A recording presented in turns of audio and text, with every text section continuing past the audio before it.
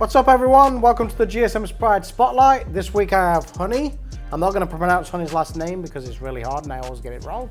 Welcome to the show. Thank you. Are you a little nervous? Yes. I don't like... So here's the crazy thing is I asked Honey if she'd do it and she was like, yeah, no problem. And now we're getting there and she got all nervous all of a sudden. So. Okay, Honey, let's talk about your personal life a little bit. Children? Lots of them. I know, that's why I'm asking. There's 6 of them. I had 3. My husband had 2, and then we have 1 together. Yep, Anthony Jace. Anthony Jace. Handful? He's not so bad. Yeah? Yeah. So let's talk girls, boys, what's the split? I had 3 girls. Lexi is 18, Aubrey's 14, and Lissa is 9. And then he had Jaden, who's 11, and Graham, who's also 9. Those 2 are 3 days apart. And then Anthony Jace is 4. Okay. So you do have your hands full. Slightly. We'll touch on that in a little bit. So let's talk a little bit. High school, what high school did you go to? I know that's a St. Louis thing, you know. So I was watching Rachel's, and Rachel and I went to the same high school. Really? But I was 3 years ahead of her. What so school, I went to Gateway. Gateway? Yep. That's kind of funny. I never knew that. I had no idea either. So Gateway doesn't really mean anything to me. Is that city? Is that north, south? It's a city school. Yeah. It was a magnet school when I went there. Okay. I have no idea what that means. So public school, you kind of go closest to your house. Okay. And then the magnet schools, they bus in from all over the city, and then some county kids. Okay, that makes sense. I do understand that a little bit because I know there's some kids that get bused in to my son's school and they don't necessarily live in the area, so I get that. College? Nope. Nope. I got married at 19 and had a baby. So straight out of high school, what was your first job there? When I was in high school, I worked at Crown Candy. You did? I did. So just so you know, if you don't know this, Crown Candy is like a legendary place in St. Louis. And you know what's crazy? I've never eaten there. And I want to, like bad.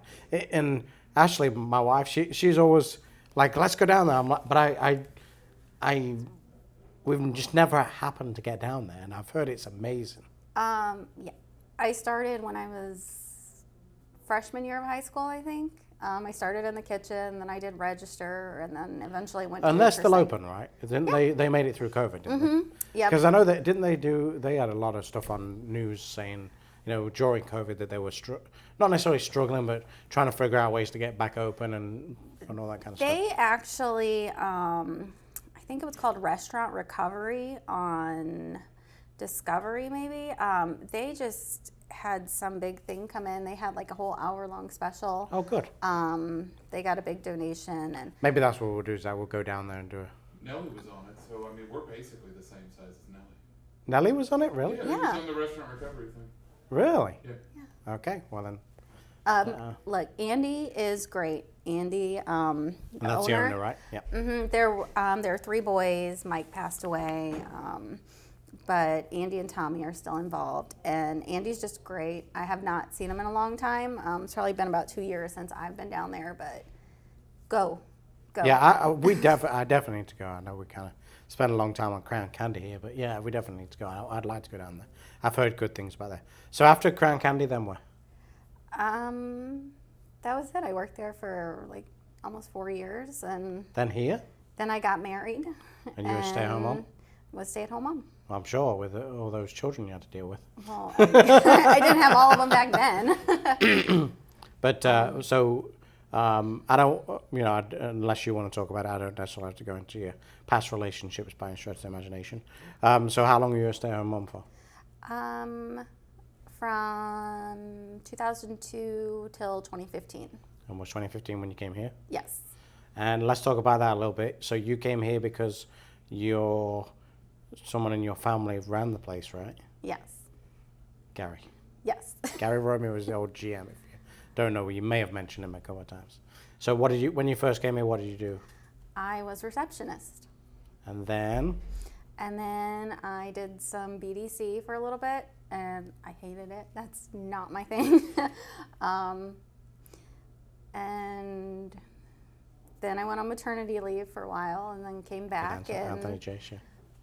And then I started, learning deals and all the back office. So the reason I'm touching that is Honey has slowly but surely crept through the ranks, and now I purposely didn't mention what she did. Now she's my office manager, so she's come through the ranks from really. And the reason why I really want to bring that up is because, a lot of people don't realize in the car industry you can easily progress through the ranks relatively quick as long as you show what you want and your abilities. So that's kind of something that I really wanted to touch on. So how long were you doing receptionist for? About a year. Okay. About a year. So 15 to 16 basically. Mm-hmm. And then from there on they moved you back into the BDC and then into the office? Yeah.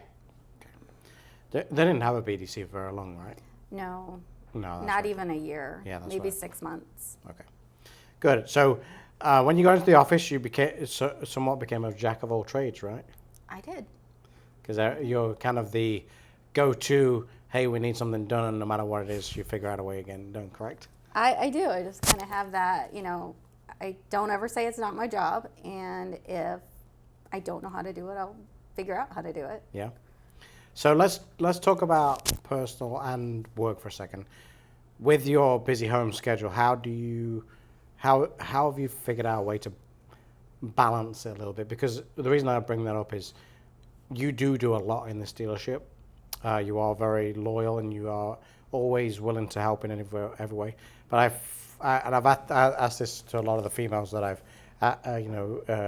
done a spotlight with. I just don't. I find it hard to really fathom the sacrifice you have to make to try and balance that. I have a very large amount of patience. My mind never shuts off. If it's got to be done, it's got to be done. Like, you just do it. So would you say you're a strong-willed person? And whatever you put your mind to, you just get it finished? Yes. Good. Let's touch on something that's a little bit more close to my home. So your husband's from South Africa, correct? He is. Yeah. How long has Anthony been in the US? About 11 years. So about the same time as me then. And how did you meet? We had a mutual friend, someone I went to high school with. Then when I moved back to St. Louis, she's like, hey, you got to meet him. And you've been together how long? We've been back together. We dated and broke up, and then we got back together in May of 16. And you got married, what, 2 years ago? November of 18. So almost 3 years, yeah. And he's just started his own business, correct? Yes. And that is, if you want to give it a quick plug.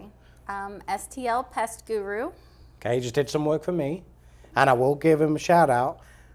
No ants. Like, within the very same day, the ants went. And I think I had one show back up and we squashed it and it was done. So yeah, we've had no problems. It was great. That's awesome. So he worked for a larger company first in the pest world, right? Yes, he was then the went on service his own. manager, and then He set up on his own. Started his own. Good. And he just recently hired somebody? Yes. So it's just him and another guy, Yes. right? Yep. And then lucky me, I get to do all the accounting. So you're an officer then of the business then, I guess. Good. Right. Well, I'm sure your taxes are complicated at the end of the year. I'm in that process now. I've been emailing Nate. Yeah, that's funny. So let's talk about a little bit what you do here now for us. We just had a bit of a shift around in office space. We just gave you a bigger office. So what's your? I know this is going to be a hard question for you. What's your day look like? All over the place? Yes. There's not a typical day, I guess. You come in and there's the first few things you can do in the morning, and then after that, it can turn chaotic quickly. Let's shift gears a little bit. How do you feel the transition into totally running the office versus backing up the office gone? And there's a reason why I'm asking the question. I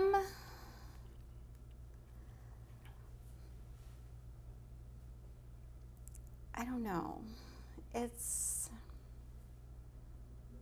it's really hard for me to delegate. So like letting go of some of the stuff I did. Yeah, that really isn't So that I technically your responsibility now. But yes, but it's hard for me to delegate. the reason I'm bringing that up is one thing, and I'm kind of glad you answered that way, is Honey really took it on herself to already be the office manager even when we had Beth Walker here. And that was why the transition to give her that role was easy, because she already basically did it anyway. Not that Beth did a bad job by any stretch of imagination, don't take that the wrong way, but she just took it upon herself to learn as much of that side as possible. So when it came that time, it was an easy transition. Let's talk about your future a little bit. What about, do you have any aspirations to move up even further, or do you just want to stay at Luke Fuseford?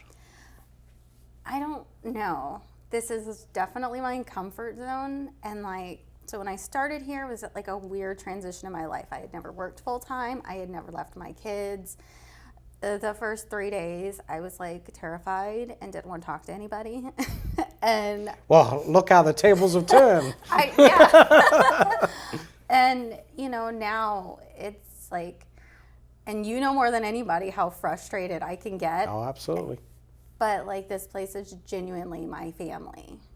Well, it's funny you say that, because whilst you were talking there, I was thinking about, do you feel like you're kind of the mom of the group? Because that's the way I kind of, don't take that, I'm not saying that as an age thing, I'm saying, I don't know, I think you've just taken that role on as the mom of the dealership.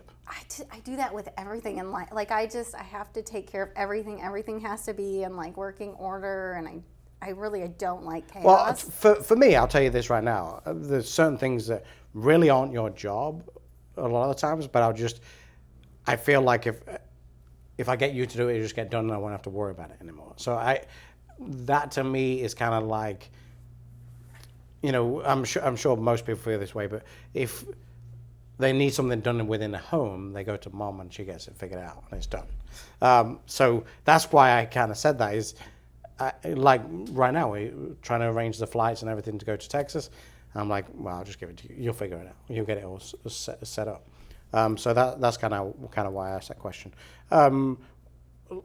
Generally speaking, do you like working here? Yes.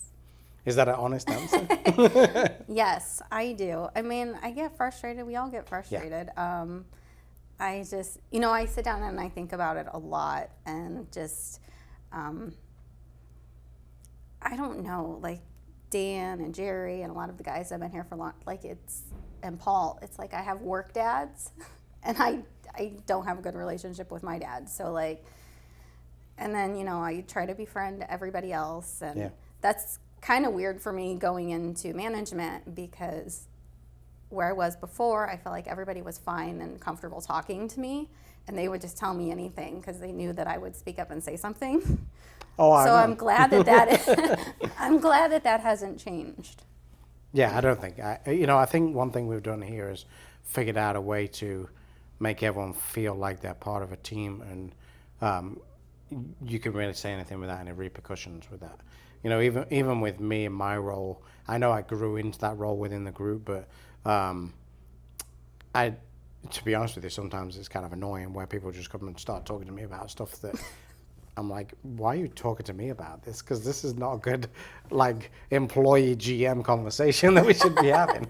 But yeah, I do feel that's been a good thing for us. Talking of that, if you were to sum our group up as a whole, what would it be? I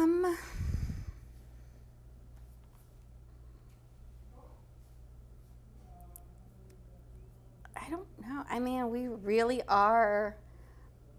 I don't want to say we're a team. I think we're more of a family. Yeah. I think we've been through, after going through the stuff with Chris, like, that was just a game changer. Like, yeah.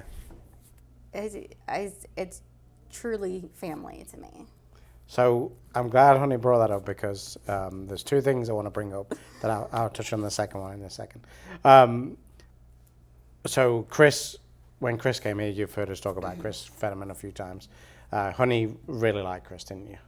I did. We had lots of good conversations. And so did I. But there was a little bit of a competition going on because I still believe to this day, Honey thinks that Chris was a better GM than me. I have never said such a thing. No, there was a joke going around when Chris was here that Honey liked Chris better than me and would talk to him about stuff. And then when Chris passed away, it was very hard on us all, no doubt. But when it kind of, to get it past it, we kind of made light of the situation. And I would say, well, now you've got to pretend to like me more because Chris isn't here to be your favorite anymore. So that was kind of, next, let's move on from that. But one thing I want to say is, so where did Honey come from? My mom and I are both Catherine. Yeah. And since I was 6 months old, my family's called me Honey. And there are people who've known me my whole life and have no idea that Catherine is my actual name. And when I walked in to fill out the application, the girl at the front desk was like, "Hi, are you Honey?" I was like, "Yep, we're sticking with it." Yeah. So here's a funny thing that I have to tell you about. We've had a few issues with customers in the past. So there'll be times where Honey will come out, and this was before she was the office manager.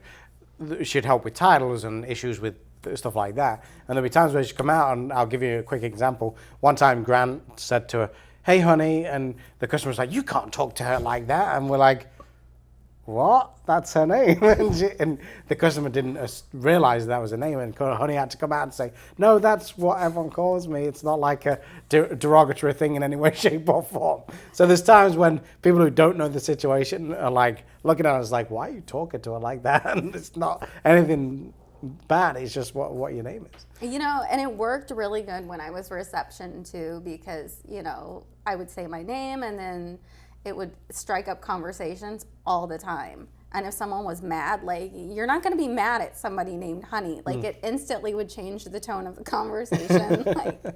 Yeah, my wife asked me the other day, she says, "Why is Honey's name Honey?" And I said, "Well, I think it's something to do with a family, but I don't know." They still call me Honey. Yeah, well. My nieces and nephews are Aunt Honey, Aunt Honey. Well, that's good.